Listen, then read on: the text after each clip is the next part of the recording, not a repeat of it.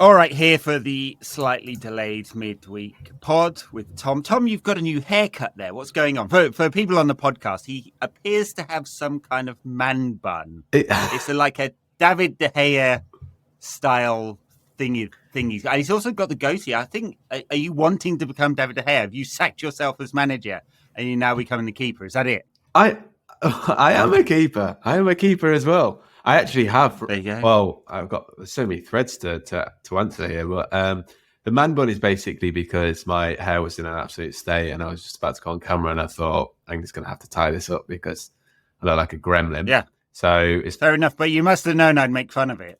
I did, and you didn't even We've obviously been talking pre-show. You didn't even say a thing, by the way. No, I wanted to save that magic for the real thing. Completely blindsided me with it as soon as we started. I did know you'd say something. But back on the football management thing, handed in my resignation to the board. Oh, yeah. Wow. Are they going to accept it? Or are you in a Bayern style loop where no one will? They want to get rid of the manager, but they can't get rid of the manager because no one else will join. Is that it? Are you going to have to appoint yourself again? It is a little bit potentially like that, but I'm going to take no for an I won't take no for an answer kind of thing, because I just haven't got the time to do it. So, and also, have they printed farewell T-shirts? Well, we have our presentation, players player and stuff on Sunday. You didn't cancel the award ceremony then, no. Even though you had a disastrous season. It's still going. Yeah. Ceremony. Well, our women's side did well, so unlike United, we might actually do something for the female side of the club. But we actually won a game as well. This has been how long it's been. I think we actually, we lost to a team 11-1, then we beat them 1-0 in the return leg, playing absolute Mourinho ball. And I was like, this is going to be my legacy. And I was like, could we take Mourinho ball? We need to see the stats. What was the XG on that one? I don't even know if we had, in the second half, we definitely had 0.0 XG, but we scored from a cross. And they had about 90% possession. It was absolute. Oh my God, it was so fun. It was so fun, and and it just made me think this is why Mourinho does it, because it's so much more satisfying when you're really, really nasty, shit, and just shit housing all over the place. I felt like I wanted to run over to our one fan watching with his dog and do the Mourinho pointing up to the sky like he did at the new camp. It felt like one of those moments. And also the manager, I used to go to school with him. So it did feel like, I don't know, maybe like a Mourinho kind of pep dynamic type Some of kind thing. Of petty revenge. Exactly, yeah. All right, well, that's all fun and games with Tom resigning. Maybe, are you going to take up one of the vacant manager positions at any of the clubs in Europe that are looking for managers at the moment? Bayern, by the looks of it, definitely looking for a manager. Xavi in Barcelona said he was going, then said he was staying, and now there's some kind of argument over why that happened and how that happened at Barcelona. Bit weird. United's, 16 losses in the however many it is, 14 losses, 13. Anyway, fuck tons of losses. Yeah, Ten Hag may or may not go. There's going to be quite a few top jobs going there. It is true. And also, if Ralph Rangnick's turning Bayern down, then they must be desperate. So, I might show him a video of our 1-0 win over Stapleton Town Reserve and see if they bite on that. Stapleton Town Reserves. Wow. That's it. That's the big leagues right there. Yeah. I'm stunned. Though I don't even know where Stapleton. Where is Stapleford? Though I'll give you quite an interesting fact with Stapleford Town. Stapleford Town have just recently had investment from a one Steven Gerrard to the tune of £6 million. Their first team have. It's a town just off the M1 junction 25 between Nottingham and Derby. There you go. It's also, no offense to anyone from Stapleford, but it's also quite it's an EDL stronghold, so you get a certain. There you go. That's why Gerrard's doing it. I always knew he was dodgy. You get a certain type of person from Stapleford. Not every man or woman from Stapleford, but yeah. Wow, now it's going to be a grudge match next season. That's why you've resigned. That's it, yeah. Yeah. Hold my hands up. Okay, there's some actual football to talk about as well, sort of. United played Newcastle, won, and played all right, I think. It's funny, it's one of those ones where you look at the data and actually Newcastle had a lot of shots and out XG'd United, but something was different with the way United played. Not just the attacking bit, obviously with Bruno at the false nine, but defensively with Amrabat in there felt a bit more secure, even if some of it was desperate.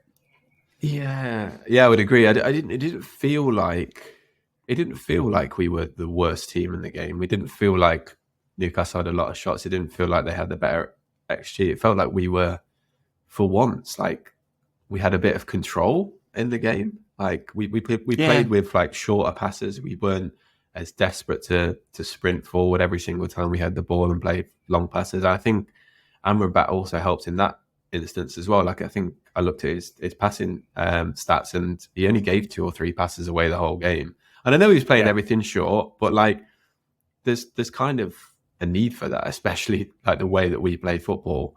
Like it was a lot of kind of basic sideways and backwards passes, but he was just keeping it simple, and that allowed us to tick over and kind of gain a little bit of control in the game. And like you say, I don't know how many defensive actions he made in the game. He made a few like really important ones, a couple of really good tackles. Obviously that one on ice, really Isak, like so good. Yeah, that was kind of. I mean, it feels like we bought him on that tackle over on Mbappe in the World Cup, and that kind of felt like almost like a little bit reminiscent of that, like sprinting back and then making a desperate lunge. But I think also just kind of where he went, like he didn't do a Casemiro and sprint out of midfield and doing a stupid slide tackle. He kind of just moved with people and kind of ushered them to a certain place. And like that's not going to show up in the stats, but I feel that was really important. And I feel a little bit sorry for him kind of watching that game, because and I know he's been kind of slated by our fans, and maybe quite rightly in some respects, because he has been poor almost every single game he's played. But he's never had a run of games, has he? And he got his first few games he was playing for us, he was playing left back, and that's like not a great introduction into English football. So it was always difficult for him. It was always going to be one season. So I guess if you've kind of got him in the back, you're not going to go, oh, we'll play Amrabat because we're going to have him next season. We can kind of develop him a little bit. So you always kind of hamstrung a little bit like that as a loanee. And then you kind of see him playing in a game like this, and we have a little bit more control. We have a little bit more defensive solidity. And you think, maybe we could have done more. We could see more of him, especially ever considering how bad Casemiro's been this season. Yeah, I mean, just kept things simple. I don't think that's evidence that somehow he's some world beater. I don't think he's changed my mind about what he is. But as a reserve, that kind of performance is kind of what we wanted, I think. And he said it afterwards. He played 2 games in 4 months or something like that, right? Yeah. So clearly not had much of a chance, or maybe didn't deserve it. But given how bad some of the performances have been in midfield, then. Yeah, maybe unlucky not to have more. I thought Ahmad also gave us a bit of control, and we talked about it on the Tactics pod that we put out on the Patreon feed.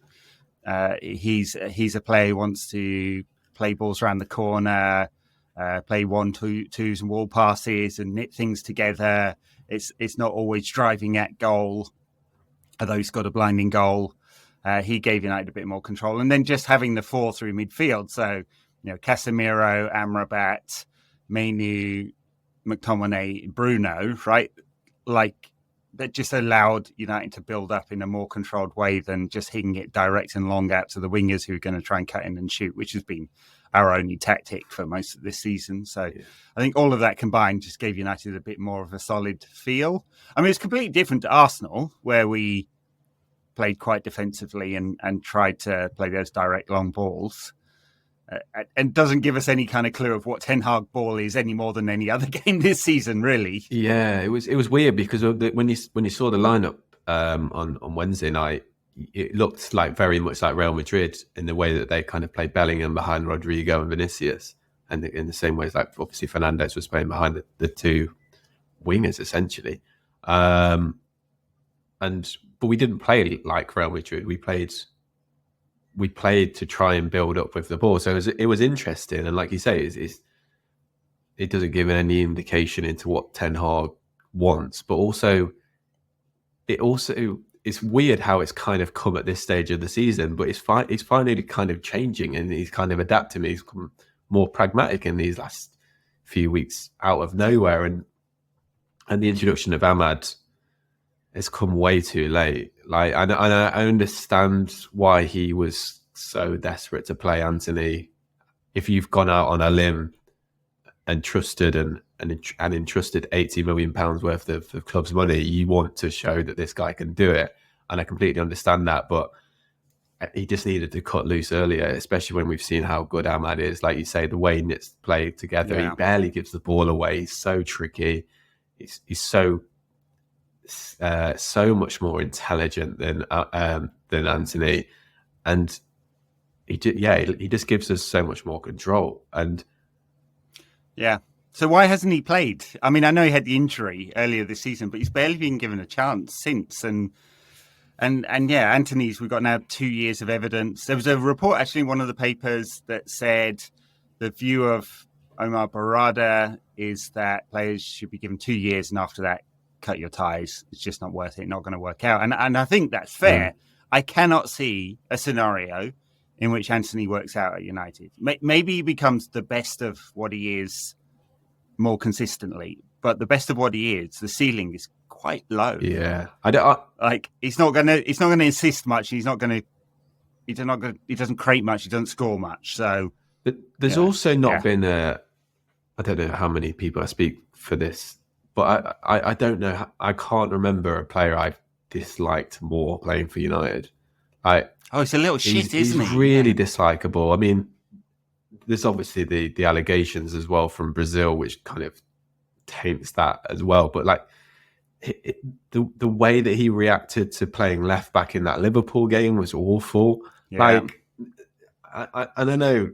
Maybe you can make too much of that. He's a goal scorer. He wants to impact on the game. But when you're so bad, and United was so in need of you to play in that position, you're the experienced head in the team compared to someone like Ahmad. Just go and do a job. Like, don't be such a mardy bastard about it. And like the way he plays, he's so selfish. It's so whingy. He's just so dislikable. And also the fact that he's just really, really annoying and pretty rubbish. Like there's so little that goes for him. He works hard, but like that's kind of all you get. And like I say, there are so few players where I kind of think throughout my time at United, someone like Tevez, obviously, but that's like different because he went and left and joined City. Someone like Gabby Heinze, who's wanted to go to Liverpool, can understand like why you would dislike those. But like, just in terms of pure what I see on the football pitch, he's so dislikable, and I've never felt this way about any United player before. When he got the Sonic the Hedgehog as some kind of tribute to his son, because his son likes Sonic the Hedgehog or something like that. Anyway, the story turns out they've been paying that photographer to come take photos of him every week, and he's just been sat there for months waiting for a goal. Oh my god! Footballers and their money, man. Anyway, the point. I guess it's fair enough bashing Antony just because why not? The point being that Ahmad showed that United would be missing something, and a lot of that I think is because Ten Hag wants to play a different way. He wants direct wide players who cut in and shoot, or actually more this season, actually less of the overlap because of the fullback problem. It's more going wide rather than cutting in, which obviously doesn't suit Rashford. And he just showed something different, which is Ahmad, that is. And I think that's why, one reason why you haven't seen him is he doesn't fit the Ten Hag mold. But also, shame he hasn't got more of that because he showed something. Not that means he's going to be a world beater or necessarily even going to be good enough for United. But when we've got a problem on that side of the pitch, it seems a shame that he hasn't had more of that opportunity. Yeah, and like because of his frame, he was always going to develop later. And it's also, he's very easy to forget that he's only played 11 Premier League games.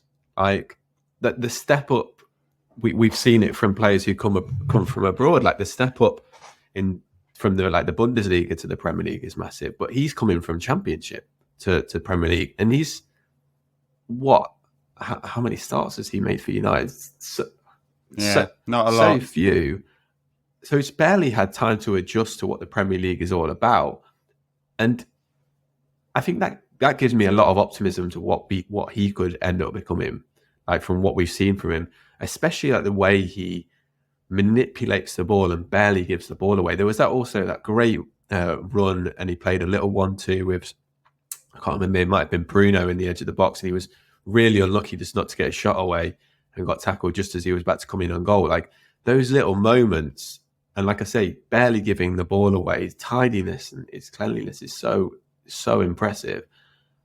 You think, yeah, there really could be a player here, and it's really just frustrating not to have seen more of him. And it's going to be really interesting to see what happens to him in the summer, because in some respects, I want to see him kind of become a part of the squad and get a lot more game time. But if he's not going to get more game time, I want to go and see him be loaned out to a Premier League team and see how we can adapt to play week in, week out in this league. And I feel like he could be a really good Premier League player. Maybe not United level, but maybe.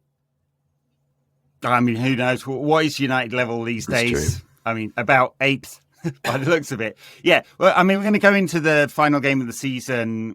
I mean, after that victory, there's a chance of making 7th, depending on what Newcastle do at Brighton. That might be a Conference League place, depending. I think it probably will be, right, because of City United in the final. And 6th would probably be a Europa League place, given United and City are in the final. Well, it would be. So, and that's probably not going to happen because there's a massive goal difference to Chelsea to make up the 6 points. So it's probably 7th or 8th United are playing for. God, what have we become? Where we're like 7th and 8th. What are the permutations of getting into the Conference League? Man, it's a conversation we should never be having, isn't it? But something like that. Anyway, so if United want to be in the Europa League, which is worth a lot more money than the Conference League, probably have to beat City in the final. And so you start to look at Brighton and go, well, what's the most important thing about this game? Is it about winning the game, or is it about getting players fit? Mm-hmm. So Shaw, Varane, Martinez, Maguire, all training, apparently. Martial, all training. And I guess they'll all get some kind of game time, won't they? We saw Martinez coming on against Newcastle for a few minutes or whatever it was. Yeah, and that was beautiful to see him back as well. I mean, unfortunately, like him and Varane have just been made of glass all season, and there's obviously been so many reports about the way that we've handled Martinez, and there's a lot to be said, like of how we play and Ten Hag's kind of philosophy and vision needs to include Martinez for us to be good, and it does feel like everything ticks when he plays. Like he's that important. So it's lovely to have him back. How fit he'll be for the cup final, I don't know. Obviously, it's going to be really difficult for him to. I guess he's going to have to start Sunday, isn't he? If he's going to have any chance of starting in such an intense game. God, makes you, yeah. Well, he is. Yeah, absolutely. You can't just go into the cup final on training alone. No. I don't think. I mean, not being an actual football coach, unlike you. Oh no, you're not a football coach anymore either. No. So there you go. We're on a level playing field. So I don't know, but it's the old adage, isn't it? You know, match fit versus training fit. So yes, it would seem hard for him to play the cup final without playing the full 90 against Brighton. You're just like worried, like how much can he stand? Is how much of the risk of another injury is there? Like you didn't play our actual players lest they get injured. That's it as well. Like, isn't it? It's not just like whether we'll be able to play 60 minutes better than Casemiro at the back. I mean, of course he would be able to, but like it's just kind of we've seen he's been rushed back twice this season already. Like rushing him back again and then getting injured, like that's almost like the player would sue the football club at this point. Like it's getting to that point of like complete negligent. corporate negligence. It would be ridiculous. And then Shaw as well. Like Shaw would make us so much better coming in, but like again, he would have to play, I don't know, at least 45 minutes on Sunday, which is probably not going to happen, is it? It seems very unlikely. Yeah. I don't know how I feel, like coming back to Newcastle briefly, that if United had played some combination of both the style they played against Arsenal, a bit more conservative, a bit more solid, try and build up, not the chaos ball, and against Newcastle, a little bit more control in forward areas, not always like hero ball plus shooting, that we wouldn't have had quite a lot more points this season. And that's not just about injuries, is it? That's how you've managed the squad and the tactics given those injuries. And that's all on Ten Hag. Yeah, I completely agree. Like, they're just... I just felt exactly the same watching, especially the Newcastle game. It was like, this is just so unfrenetic compared to, like, there was so much freneticism throughout the whole season. Just like, it just felt like so much nervous energy. And like, whereas on Wednesday, I don't know, maybe because we had nothing to play for, and Newcastle weren't at it either. They weren't at like their like craziest self. They weren't like sprinting around to every ball. And I guess maybe the placidness of the crowd also maybe helped as well. Like, but it just felt like everyone was just really calm, and like that was the way we played football as well. Like, I don't know if that is just a complete. Well, it's definitely not a complete mentality thing. It's a mix of the both. Like, it's a willingness to actually get the ball down and play backwards. Like, the first goal just came from so much patience. And so much like just pass. And how many times have we done that this season? Like, it feels like we've gone so many games without passing like 5 times in a row to each other. Never mind like 15, 20, like going forward, there's not something there, we'll go backwards. Whereas so many games is just, we've got to score now. Like, and then we give the ball away and then we can see, like, it's just like, it's just... Yeah, it's been so frustrating. And you see like that game on Wednesday, and it's kind of almost adds to the frustration. It's like, this is fine. This is just play like this. It's not that hard. Yeah. I think it's, of the 50-something games United played this season, I think it's, a handful that we've actually played with any control. Yeah. Half against Copenhagen, a half against Arsenal, Palace, Newcastle, a bit more control. Any others?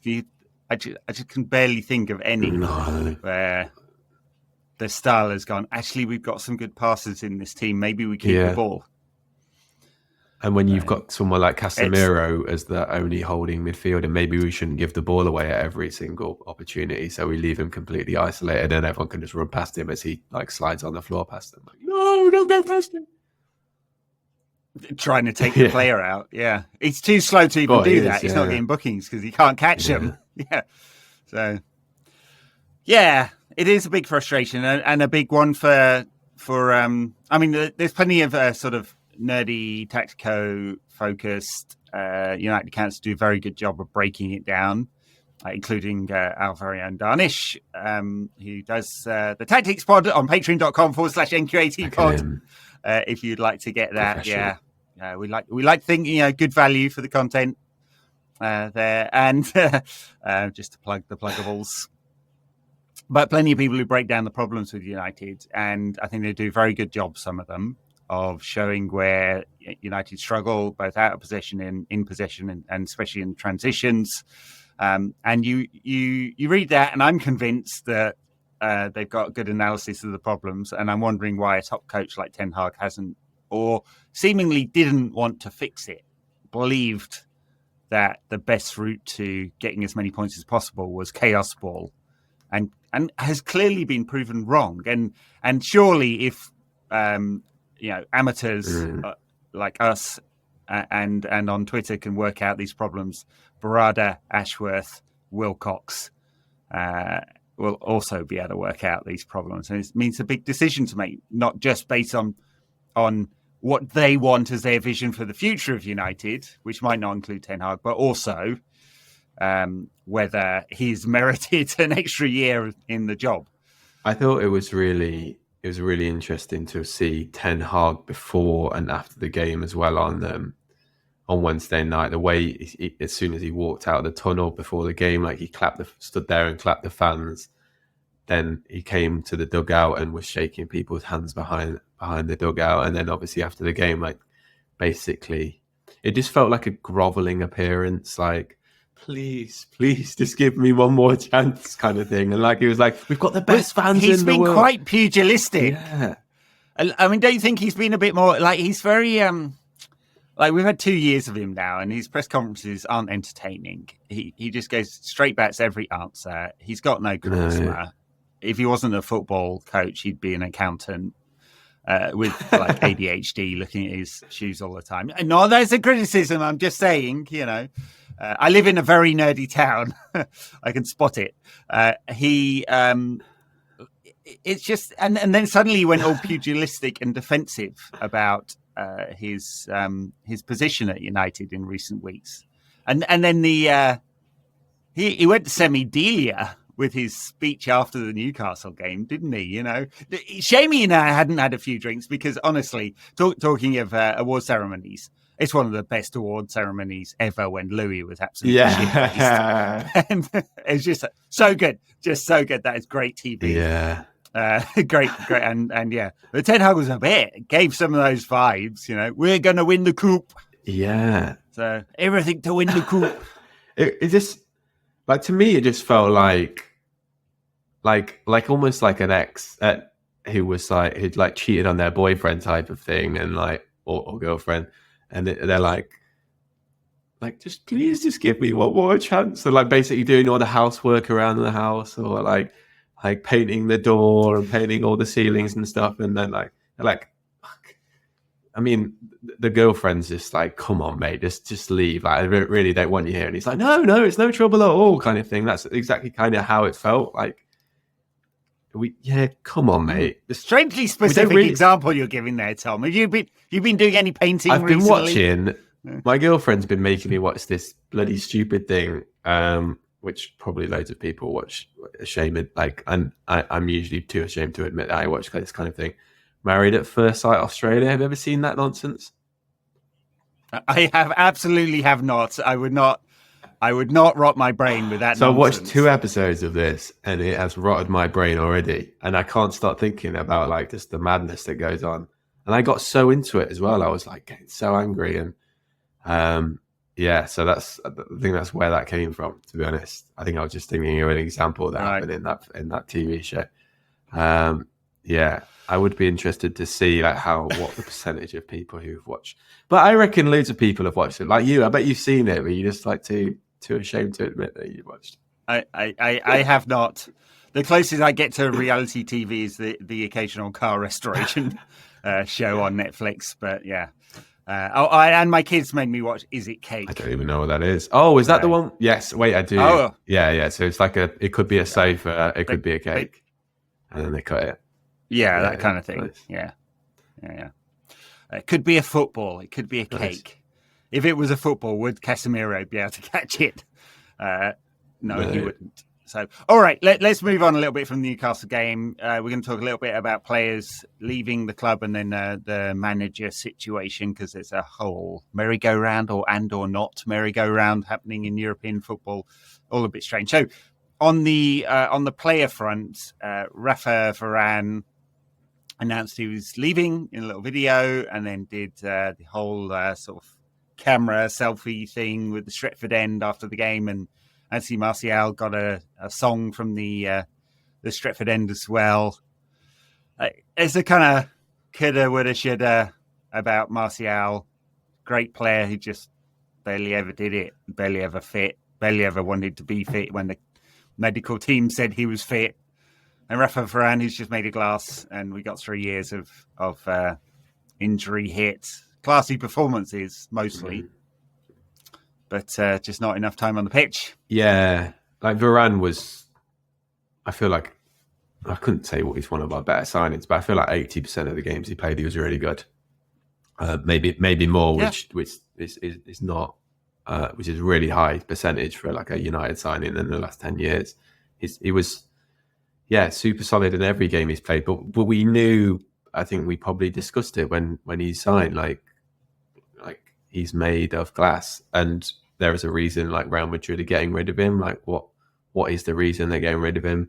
Because I mean, I think a couple of years before that he was tailing off a bit in terms of appearances, and I think his like touches per game at United also kind of were a lot lower than they were at Real Madrid. I guess that's also because United aren't as dominant a team as Real Madrid, and then obviously just getting injured all the time. And we just have this with our centre backs. Like no matter who we bring in, they always seem to be made of glass. It started like with Chris Smalling, Phil Jones, like Marcus Rojo, Eric Bailly, Lindelof, whoever it is, they're all made of glass. And now Martinez is as well, and then Varane's kind of the glassiest one of the lot. And we kind of knew that before he came in. Martial's an interesting one as well, isn't it? Because I watched a kind of like a highlight video of his time at United, and you just see like how much quality he has. Like some of his a bit like his dribbles, his finishes. You just like, this man has all the ability. And it just felt like it was just up in his head with him, like more than anything. Like, you couldn't knock him in any respect in terms of his ability. Like, you feel like he had it all. Like maybe not great at heading, but like he had that hold-up play that Marcus Rashford doesn't have. He has the ability to beat players in tight spaces. He was an incredible, lethal finisher at his best. But again, it just felt, I don't know, there was just that missing thing. I guess not everyone has the talent to be at the top, but also not everyone has the mentality to be at the top as well. And he just, it's the biggest shame of one of the biggest shames of the past 10 years, I think, because he has everything. And he looks fantastic on the really YouTube does. You think like, oh my god, this guy, he's incredible. Reincarnation of Pele, Maradona, OG Ronaldo, all roll into one. If you watch a 10-minute highlight reel. I mean, the shame is, too injured too often. Didn't have the intensity when we needed it. The injuries finally took a toll because when he played in parts this season's looked slow. And so obviously the right decision to let him go. Finally, I hope he can. The last few years of his career, he can find something, because he's definitely got it. Raphael Varane's an interesting one, I think, in terms of the decision to let him go, because I suspect if he'd taken another contract of 1 or 2 years with a big wage cut, United might have been tempted to keep him, because like if he was on half the wages or a third of the wages or something like that, you might go, okay, worth having him as third or fourth choice backup. Whether he maybe didn't want that either, right? So maybe the two things didn't align, both the wage drop and the change in status. So, but I'd have been tempted to keep him if it was much lower wages and you could spend some money on a younger centre back to fill one of the slots. I also thought it was interesting, kind of Varane's reaction to leaving. Like, he did a video before the game, and then like after the game, he's kind of sitting in the middle of the pitch, like reminiscing about his time at United. Like, I saw a stat that I think so. It's a great photo, that one, isn't it? Yeah. Just him sat but there I saw a stat pod. that said that like James Ward-Prowse has only played 10 less games for West Ham than Varane has played for United. Like, he's barely played games for United, but I think that also kind of just speaks to how amazing a club that the team that we support is, like, and how it, like, under the skin it gets to players like Varane. Like, you think someone like Varane, who's been at Real Madrid so long, he's won 3 or 4 European Cups, and then he comes to United and it's pretty drab stuff. Like, must be really frustrating for a player of his caliber. He's also getting frustrated by injuries and stuff, but still, like, feels that much love for United. It's really special. Yeah, it's a special club. When he's been on tour with United, he'll have got the sense of just how ingrained it is into the world.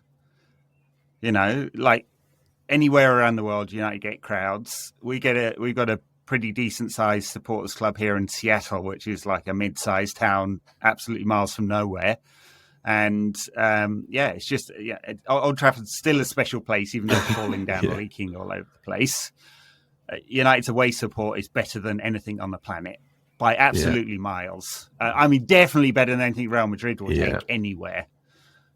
So it's it is. It does get under the skin, and for all United's sort of fuck ups in terms of like management of the club and Glazer's ownership and what a meme we've become for the last 10 years, it doesn't change that history and status and presence of the club. And I think it will it had an impact on him. Be interesting to see where he goes next. So he goes to a slightly slower league, or takes the money in Saudi. He surely doesn't need it. Or goes back home to France, or we'll see. I mean, he's definitely got a place in football. He's only like 30. Something like that. He's not that old. I think he also. I think MLS or something would kind of suit his kind of ailing limbs. I think these days. Don't come to MLS. It's dreadful. Yeah. It's dreadful. dreadful. Look at what Messi's doing to it at the moment. It's absolutely ridiculous. But I think it's really easy to forget that. Like, with all the negativity and all the shit that goes on and all the shit football we have to watch, and watching that leak come through the ceiling, and it looks like the whole ground's falling apart. It is kind of easy to forget how special this football club is. And I don't know if you saw that video on the Premier League's Twitter account the other day about with that Mongolian lad who rode his bike. It's like stuff like that. It's just like, it's so beautiful. And he that's an incredible story. Rode his bike from Mongolia. There were so many.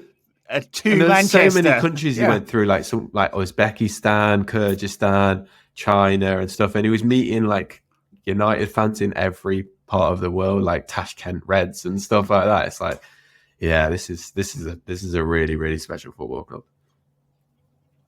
It's in one of the biographies of United. I can't remember if this is Michael Crick's book or another one. There's this almost certainly apocryphal story about Westerners heading into the Amazonian jungle and finding a long lost tribe that hadn't been in touch with Westerners for years, and one of them's wearing a Manchester United shirt. I'm sure this is not true, obviously not true, but it kind of speaks to a truism, doesn't it? That's how popular United is. Okay, the other player that interesting story. The Mirror put out a story saying the United had already printed T-shirts saying goodbye to Aaron Wan-Bissaka. No, it's not clear. I mean, he's not leaving on a free like Varane and Martial, because he's got another year on his contract. I think with an option too. This was the confusing part. Did United trigger the option or not trigger the option? And if he is definitely leaving, if the story is true, where's he going? Because none of this is clear yet. I know. Probably people will shout at me for saying this, but I'd keep him, to be honest. Like, I think Dallow's been really good this season, and maybe arguably our best player behind Bruno. And you would obviously play him at right back and maybe get another right back in. But I feel like we've got so many holes in the squad right now that I'd probably keep Wan-Bissaka as just a backup. And also considering like how ill our left backs are all the time, like, we might just be in a situation where we're having to rely on him to play left and right back, and maybe that isn't the ideal scenario. And then got we don't need that. We do not need Wan-Bissaka at left back. It's dreadful. It's awful. And maybe we can get but you just think, how much money are we going to get for him? Like what, 10 mil? Would we get 10 mil for a Wan-Bissaka or from the last year of his contract? I think. I mean, I think the question is, it depends. Well, that's what I'm saying. I'm confused. He joined in 2019 on a 5-year contract. The 5 years is up this summer. Did United trigger the extra year clause or not? Are they just cutting him loose? Yeah. Because they could cut him loose. If they trigger the extra clause, they won't get much for him in terms of a fee. No. Just to break that year contract. Where do you think? Yeah, where we were. Like you say, where's he going to go? Like, I feel like if he went somewhere like West Ham or something, or like a lower league Premier League club, he'd be like quality. And I think that was always the thing when we signed him. It was always like, he's great defensively, but is he really like United? Because of like just how limited he is at going forward. And And I remember like a lot of people. I remember Michael Cox tweeting this once when in the early days when a lot of people were criticizing Aaron Wan-Bissaka's ability on the ball and stuff. It's like, well, can't you just coach that? Can't you coach him to be better? And we're just not a club who do improve players like that. You see, like especially like City and Liverpool, and in particular those two clubs, and I guess Arsenal, I guess these days as well. Like you do see players be signed and improve under them, whereas this is never going to happen at the Glazer form of United. No, but maybe this is a sign that things have really changed at the club. They're now prepared to just cut loose players who haven't be performed. a bit more ruthless. It'd be interesting to see actually what the budget really looks like this summer, because back of the envelope calculations doesn't look like there's a large overhead, and certainly United will probably they'll be close to actually making an accounting loss this season. So there's not a lot to play with. That said, you can always pull a Chelsea off, right? But you can only pull a Chelsea off. That is to amortize player contract. I mean, that happens everywhere, right? But spend a lot of money now in the idea that you improve the team, and in the subsequent years, you either sell off your team players to balance the books, or sell off some other players, or don't spend much money. It's a very risky strategy to go, hey, we're into a new 3-year cycle with the 21-22 massive losses dropping off the books, COVID season, and therefore we'll spend some money now to improve the team and chase a Champions League place. Yeah. Risky. Yeah. All right, onto the managerial situation before we get on to Brighton. What is going on with managers? I mean, obviously Liverpool have brought in Arne Slot, so that one's filled. Xavi in Barcelona is a will you, won't you? Maybe he will go, maybe he won't go. He's definitely staying, but they're all arguing about who exactly said he was going to stay. He doesn't seem to be particularly popular with the Barcelona public, despite being a great player. It's been crap football. They've lost. They're going to come second or third, probably second now. They're just edging out mini City, Girona for second place. So look, that's a weird situation.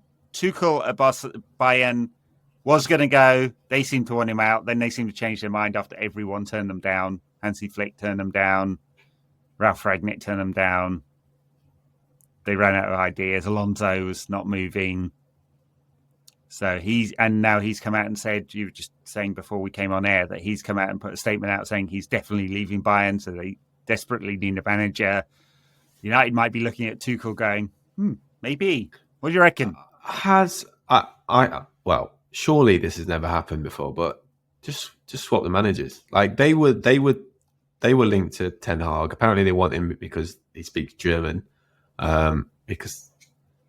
He was second team coach there. But I feel like you should probably want more than a manager just to speak German. But I feel like it would just be like a great move for all parties. Like Tuchel has a lot of downsides if he was to come to United, but like I feel like he'd be an upgrade for sure. And it just we don't have to pay Ten Hag off. We get Tuchel for free. Saves a lot of money, a lot of stress. Has that ever been done before? Yeah. Manager swap? No, I'm not even in Football Manager, I think. So, I mean, maybe Tuchel. I find it hard to be excited by him just because he's quite abrasive. He's not Conte abrasive, but he's quite abrasive, and he has had this sort of history of falling out with clubs for whatever reason, and he's fairly demanding, and also wants to be in control. And it's quite clear, I think, that the new partial owners are going to take a lot of that control away from the manager. They're putting in a structure where it's a team effort. And Tuchel is not like that historically. I think that's part of the reason doesn't get on well with the Bayern hierarchy, because they are not like, yes, we're buying every player you want.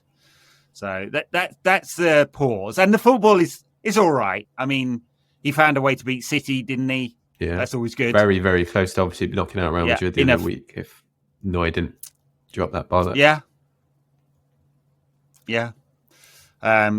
It's not the most exciting football. It's not really United football, but what is United football these days? So I don't know. I don't hate it, but I definitely don't love it. And I could see myself not liking him very much as a personality. But then Chelsea fans absolutely love him, don't they? Yeah, but Chelsea fans are weird. I mean, I don't know if that's a benchmark for anything, really. He's been successful though. Like obviously, like this season is an anomaly. Yeah, like and it's a bad one. But then, even if like Bayern were at their best, would they have even won the league this season? Considering how good like Leverkusen were, like they have been incredible. He obviously got to the final of the Champions League with PSG, which is no mean feat. Won it with Chelsea, which is astounding, especially considering like how bad they have become since as well.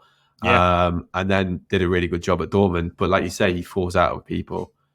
He fell out with Bowley, and I guess maybe he was never going to be the man because of Bowley coming in and like, Bowley wanting supreme power type of thing. He fell out with people at PSG. He fell out with people at Dortmund, like you say. He is abrasive. But I kind of wonder, because like this is all like a new project, like maybe that there isn't that much to fall out over, because there would, if he came in, there would be so much clarity.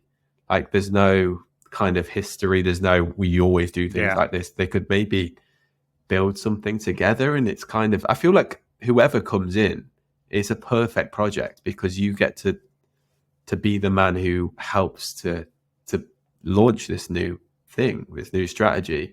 And you don't have any, well, you have all the like all the freedom in the world, really, within the respect of a properly well run the structure they're putting in place. But and I guess my other question is like, who is that out there who's better? Like Allegri's obviously been linked to us, fine, but like what he's not done anything obviously outside of Juventus. And then Motta hasn't been, but has obviously got brilliant performance this season, so it's kind of interesting. Michel at Girona, but it's obviously City Group. It's and then the Brexit offering of Southgate and Potter. Which I'm like, anyone, doesn't really matter, anyone. I'll have Jose back before I have any of those two. No thanks. I mean, Potter may well be a good coach, but it's just so bloody wet. And I really do think, we've swung between arseholes with personality. Van Gaal, arrogant, stubborn, arrogant twat with a personality. Mourinho, obviously, he's just horrible. But he's got charisma. And I do think you need to be a good coach, play attacking football, and have charisma to be a United coach. I think that's absolutely true. All of these things need to be in place. And we haven't had that combination really in any of the managers since Ferguson. And there's no one out there who ticks all those boxes either. Like Tuchel's not a charismatic guy. He's very data driven and analytical, isn't he? And I kind of talked my way into Southgate I was just talking to my dad about it, and I think I was just talking about it like to myself. If it actually happens, then I'd probably talk my way into it, being like, he's set up a great culture at England with in very difficult circumstances, and all that kind of stuff related to culture and relationship management and PE kind of teacher type stuff. But he would just be so found out at United from a tactical perspective. And if that appointment does end up happening, then I have got huge doubts over the Ineos project. I'm not going to lie. I just cannot see Omar Barada, who's worked closely with Pep Guardiola, would go, oh yeah, that's the guy, Southgate. Yeah. It doesn't compute at all. So, yeah. Anyway, I mean, like fun and games across Europe with some of these appointments. I suspect obviously Liverpool sorted their thing out. Bayern, God knows where they're going to go. Maybe they go back to an old hand somewhere. And I think that's probably why they were desperate to get Tuchel to sign another contract, have him for a year and try and get Alonso in. or maybe they go for Motta or Michel, and I guess Xavi's staying at Barcelona if they don't all fall out and various members of the board don't go to prison.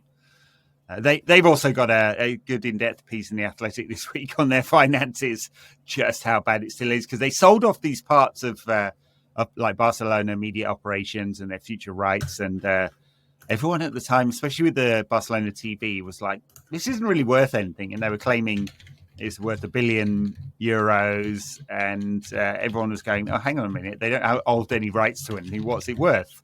And one of the parties that bought a portion of Barcelona Studios has refused to pay, because I think they're probably going, this is not worth anything. It's all very odd anyway. So the levers were all a bit of a scam, and also La Liga is going, no, you can't count that as a 1 year income because you haven't been paid the money yet. So you can't count all of the money that is spread out over years into this year's accounts, which I think, again, is fair enough. Oh my God. So anyway, fun and games at Barcelona. We've got a game against Brighton. Is this a warm-up for the cup final, or is this a serious game? I mean, I guess I'm answering my own question. It's a warm-up for the cup final. And so does that mean Martinez gets some time, Varane gets some time? Yeah. Martial up front. It's a game where you want to give players match fitness and not get anyone injured, and that's literally all it is. I think that's it. Like, play it. Well, not getting smashed. That would be ideal, I guess, as well. I mean, Brighton aren't that good anyway, are they, at the moment? So they should. No, but they do have this habit of battering us. We do completely fold when we play Brighton, but it's just like we don't want. Well, no Bruno injury. That's probably it. No Mainu injury, I guess. And I feel like we could cope with any other injury, I guess, and hopefully get Shaw some minutes, get Martinez some minutes, get Varane some minutes, get Rashford some minutes, get Martial a final send-off goal, and then be delighted. I mean, it would be quite nice. Martial, a cup final winner, would be quite nice. Yeah. All right. I mean, he scored against City in the past, and he scored at Wembley a couple of times before. Yeah. All right. I don't know whether we need to do an in-depth preview of that one. It's an odd game because it's, in theory, it's not a dead rubber. United could gain something by winning this game and could still lose the cup final, lose on Sunday, be out of Europe altogether. So there is something riding on it, but obviously the cup final is more important. Not getting battered by City for the second year in a row in a cup final. Quite important. Quite important. Yeah. All right. Yeah. Maybe we should leave it there. Thanks very much, everyone. Check out the Tactics Pod. We're back on patreon.com, NQAT Pod. Obviously, we do the weekend extra bonus bit as well. And these are on YouTube. So if you're not watching on YouTube, you can now go watch on YouTube as well. We occasionally do, I could call it the daily, but we haven't really been doing them daily. But there is a lot of content being pumped out of various people in the NQAT camp talking about football. Thanks a lot.